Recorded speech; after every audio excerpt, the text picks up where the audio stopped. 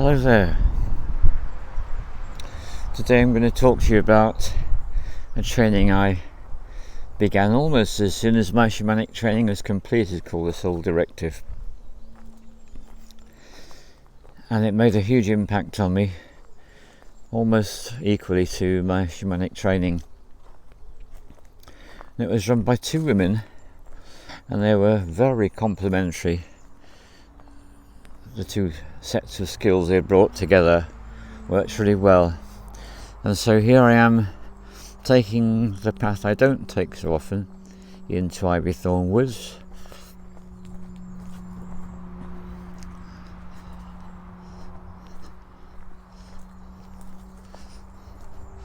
So in a sense, this path is like a metaphor for our human journey.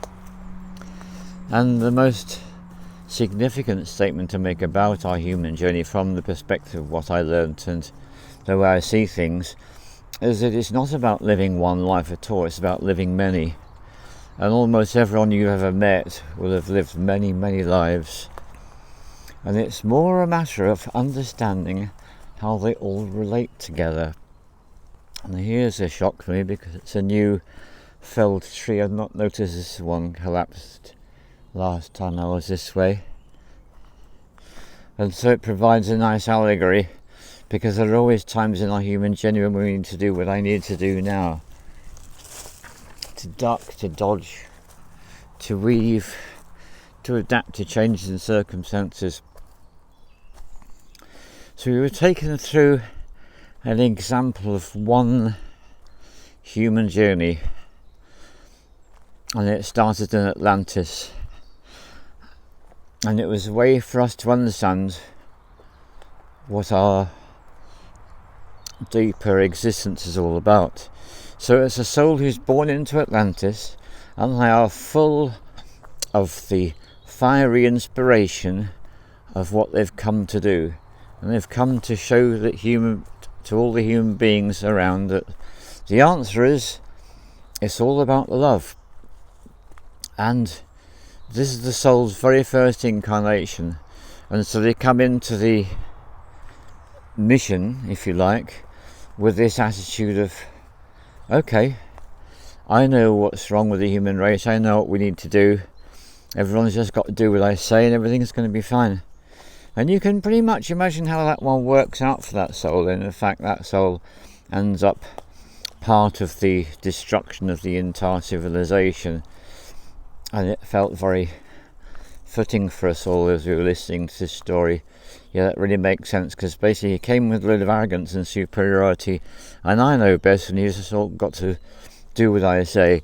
And it's like, no one responds well to that. In fact, it's almost a surefire recipe for people to respond in exactly the opposite way.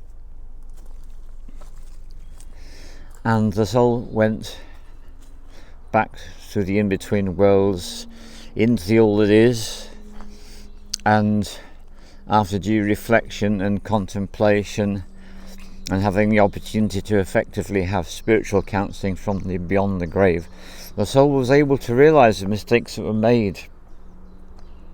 And then the soul has this very strong impulse, I want to have another crack at this, I want to come back into another human incarnation and see if I can learn from my mistakes.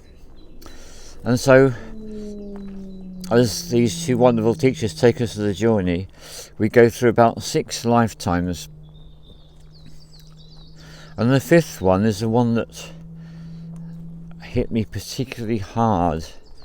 And this time the soul comes back in World War I as a chaplain, that's kind of a priest. And by this point, the soul has really got it, really worked out what's going on.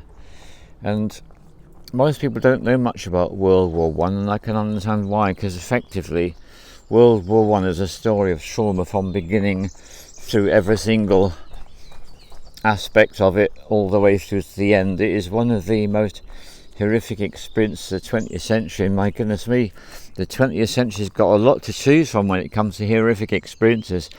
And yet that one really does do the job in terms of sheer utter horror and terror and disconnect from the awareness that we're all one, and that is all about the love. And I have had the, in some senses, misfortune, in other senses very good fortune, to read Sebastian Faulks's novel about World War One. Here we are, another thing to dodge, to deal with.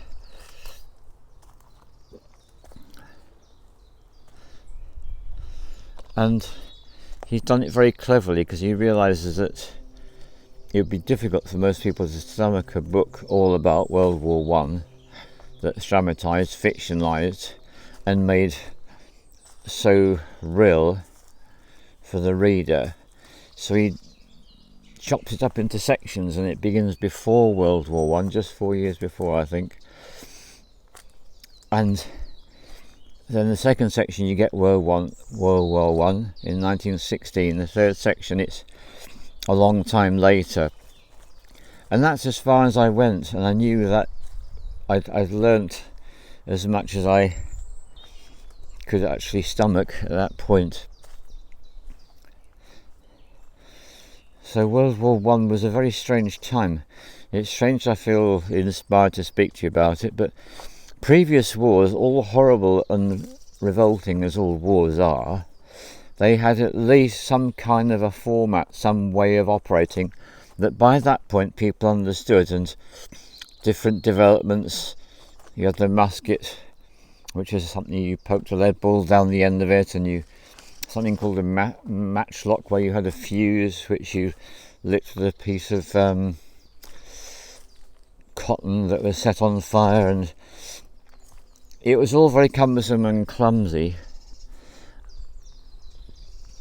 And throughout all these horrific wars through the millennium, from 1000 AD to the beginning of this century, there'd always been, up until the beginning of the 20th century, there'd always been certain rules of engagement, certainly the way things were done. And they used to wear uniforms to make the soldiers feel proud of themselves. And along came World War One, and it was nothing like anything that anyone had ever experienced before. And they all wore these drab uniforms, trying to camouflage themselves so they couldn't be seen. That was a huge change that happened in that war, of all the things to talk about. And the other thing was the fact that the machine gun had now become a working device. And so suddenly hundreds and then thousands of soldiers could literally be just, well, they actually had to create an expression for it. It was called mown down. And at that point, the people in charge, the generals, no one had any idea how the changes in the technology was going to affect everything. And so the particular thing I was reading about was in 1916, and that means the war had been going on for a couple of years, so those engaged in it knew how utterly horrific it was, and they had realised at this point, well, of course no one's actually going to want to do this, charge into battle, a pretty stupid, fruitless thing to do. And so before the battle, they actually read out all the names of the people that had deserted, that had been shot, just to encourage the rest to go and join the battle, because if you don't, this is what we're going to do to you. We'll just kill you here and now if you won't take part in this absurd experience. And then he describes what happened, and then when he fast forwards until much later in the century, someone goes back and they see a monument, and it's a huge arch like the Arc de Triomphe in Paris, and the whole thing is inscribed with all these names, and the thousands and thousands and thousands of names. And the person who's seeing these asks the caretaker, so these are all the people that died in this battle? No, these are just the ones who went missing. And it really helped me to understand. It was like war had been mechanised, and rather it had been turned into a factory. It was like a death factory. So once upon a time, each car was made individually, then we had factories and they could all be churned out.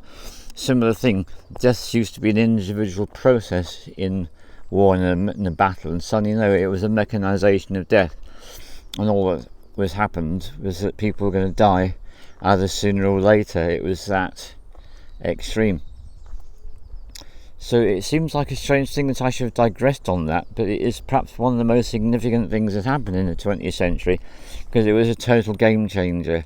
And although World War II is without doubt utterly horrific, there's something about World War I that is just even more so. So this is, in this example of this lifetime, this is where the person really gets it and realises, okay, so this is how insane it gets, being human, if you lose sight of the fact that we're all one and we're all connected. And what was also particularly interesting to notice when I was reading his description of what happened and the aftermath of it all, generals who are normally unspeakably arrogant people, quite happy for infinite numbers of their soldiers to be killed, were so utterly horrified what they'd done, they actually killed themselves. They just couldn't believe they'd been part of what was a systematic death machine. So the reason why this is so significant in terms of our human journey in the Soul Directive is one of the things we come to experience in this world is the opposite of love. And the opposite of love is definitely not hatred. It's something quite different. The opposite of love is, well, it's obvious really, it's not love. It's being able to make all these choices and do all these things without any regard for the fact that we are all one. And in fact, it is the illusion of separation. It's the illusion that that's only happening to somebody else and I'm okay. And I feel the 21st century is very much about that having broken down. And in a sense, how can we be at peace if we are aware that there are people experiencing horrific lives and deaths in some other part of the country, or some other part of the town where we're living, or some other part of the world?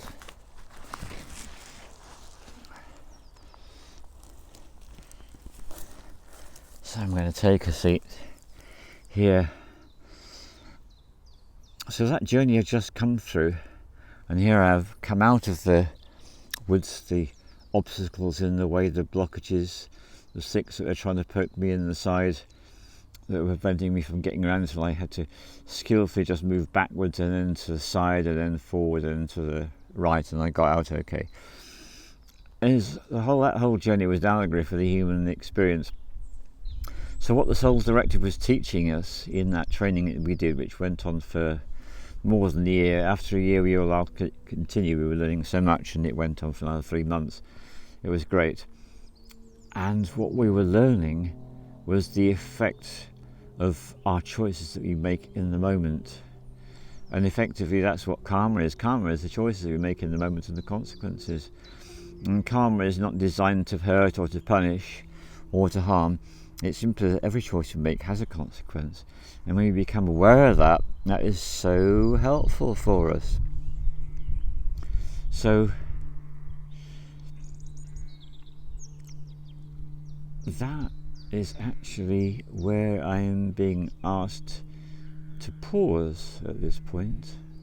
I'm going to pick up this theme and draw it all together. I normally like to draw everything all together before the end of the film, but this I'm being told to just let it stay here. And there's a beautiful, bright sun. The sound of the aeroplane in the sky. And to be continued. All love to you.